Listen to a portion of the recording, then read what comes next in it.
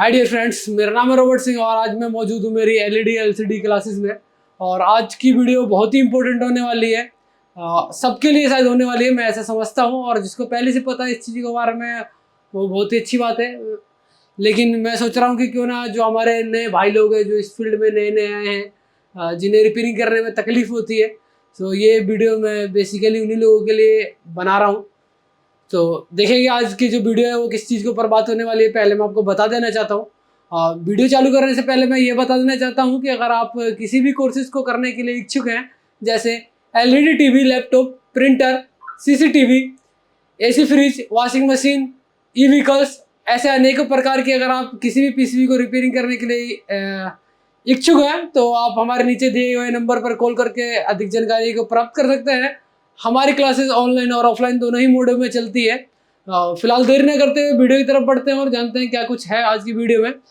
आज मैं बात करने वाला हूँ, देखिएगा ऐसा होता है कि अगर हम एक पीसीबी को उठाएं, अगर पीसीबी को उठाएं और पीसीबी के अंदर हमें कुछ ऐसे वो बोर्ड होते हैं जिनकी हमें पीसीबी के अंदर अगर ये रेगुलेटर जो हमारे रेगुलेटर होते हैं, कोयल जो होती है रेगुलेटर कोयल, इनके हमें वोल्टेज चार्ट मिल जाता है कि कहाँ पर कितने वोल्ट बनने वाले हैं, कौन से वोल्टेज हमारे स्टैंड बाई वोल्टेज है, कौन सा हमारे रनिंग वोल्टेज है। तो ये वो चार्ट देखकर हम इजीली आइडेंटिफाई कर लेते हैं और बोर्डों को रिपेयर कर लेते हैं। लेकिन अगर हम बोर्डों का अगर हमें वोल्टेज चार्ट ना मिले तो हमें कैसे पता चले कि कौन सा कोयल हमारा स्टैंड बाय वोल्टेज निकालेगा और कौन सा कोयल हमारा रनिंग वोल्टेज को निकालेगा। यहाँ पर हमें बहुत बड़ी कंफ्यूजन हो जाएगी। इसी प्रॉब्लम को मैं सॉर्ट आउट करने के लिए आपके सामने इस नई वीडियो को लेकर आया हूँ। उम्मीद करूँगा आप लोग इस वीडियो से बहुत कुछ सीखेंगे। तो आज की जो वीडियो है वो इसी के ऊपर ही है कि अगर एक बोर्ड का हमें वोल्टेज चार्ट ना मिले, जिसके कारण हमें ये ना पता चले कि कौन सा वोल्टेज स्टैंड बाय है और कौन सा हमारा रनिंग वोल्टेज है, इसी चीज़ को कैसे पहचाने, बोर्ड के अंदर कैसे पहचाने कि कौन सा हमारा जो रेगुलेटर सेक्शन है वो स्टैंड बाय है या रनिंग है।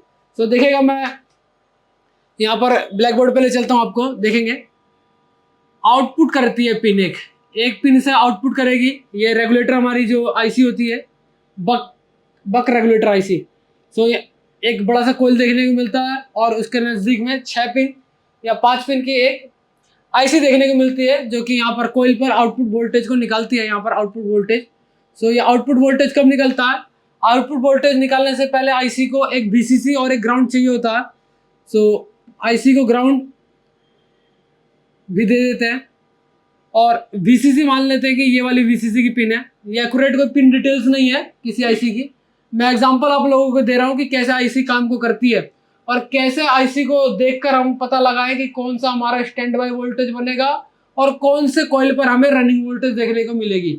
हमारा वीडियो टोटली इसी के ऊपर होने वाला है। मानते हैं कि आईसी की वीसीसी पिन है, तो ये आईसी की वीसीसी पिन है, जो कि वीसीसी मतलब इनपुट वोल्टेज, क्योंकि हर एक डिवाइस को काम करने के लिए पॉजिटिव और नेगेटिव दोनों चीज़ें चाहिए होती है। तो ऐसे ही आईसी अगर इस आउटपुट वोल्टेज को निकालेगी तो आईसी को खुद को एक्टिवेट होने के लिए एक नेगेटिव और इसके साथ साथ पॉजिटिव चाहिए। तो वीसीसी इसकी पॉजिटिव वोल्टेज है। पॉजिटिव वोल्टेज कहीं से भी आ सकती है एक आईसी की, 12 वोल्ट लॉजिक वोल्ट से भी आ सकती है, 5 वोल्ट 3 वोल्ट से भी आ सकती है। तो मानते हैं कि यहाँ पर हमारा 5 वोल्ट स्टैंड बाय जनरेट होना था, 5 वोल्ट स्टैंड बाय जनरेट होना था, तो ये इसकी वीसीसी 12 वोल्ट होगी जो कि लॉजिक वोल्टेज होती है। 12 वोल्टेज इसकी वीसीसी पर आया, आईसी को वीसीसी मिला, ग्राउंड मिला।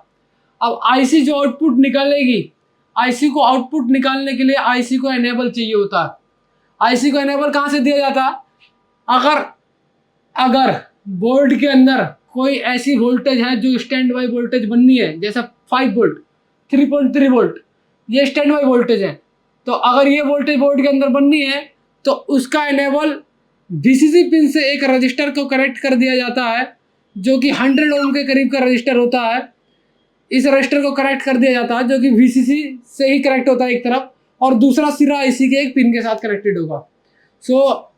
अगर आपको ये पता लगाना है कि हमारा जो बोर्ड है वो बोर्ड के अंदर जो रेगुलेटर जो आईसी दिख रही है वो स्टैंड बाय वोल्टेज को जनरेट करेगी या रनिंग वोल्टेज को, वो यही मेथड है।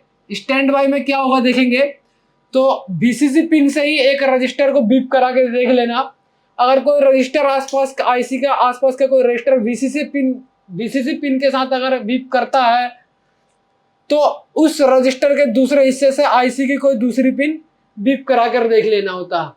अगर आईसी की दूसरी पिन बीप कर रही है तो इसका मतलब ये है कि ये आईसी स्टैंड बाय वोल्टेज को जनरेट करेगी। इसके बाद चलते हैं रनिंग में। तो रनिंग में आपको ऐसा कंसेप्ट देखने को नहीं मिलेगा। रनिंग में क्या होता है, तो रनिंग में आपको बताता हूं मैं। रनिंग में भी एक 100 किलो ओम्स का रजिस्टर लगा होगा और ये रजिस्टर के ऊपर जो एनेबल पिन है, ये आईसी की एनेबल पिन। सो इस रजिस्टर का जो दूसरा हिस्सा होगा, एक हिस्सा तो आईसी की पिन के साथ ही कनेक्ट होगा, लेकिन जो दूसरा हिस्सा होगा वो आईसी का किसी भी जगह से कनेक्टेड नहीं होगा।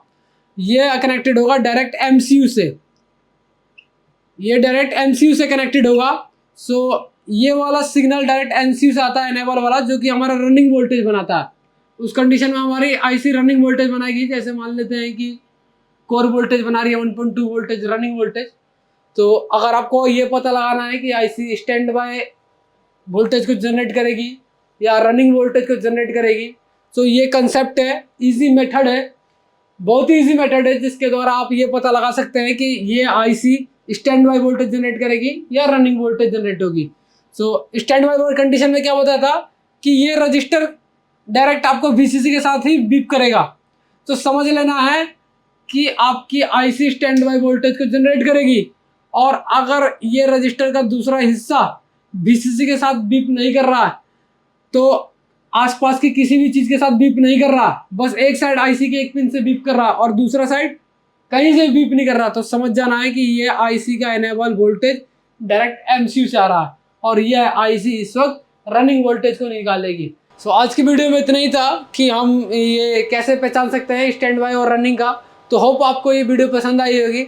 अगर वीडियो पसंद आई है तो वीडियो को लाइक करें, चैनल को सब्सक्राइब करें और ज़्यादा से ज़्यादा इस वीडियो को आगे शेयर करें अपने दोस्तों के साथ। और फिलहाल अभी के लिए चाहेंगे याद, मिलते हैं आपसे नेक्स्ट वीडियो में।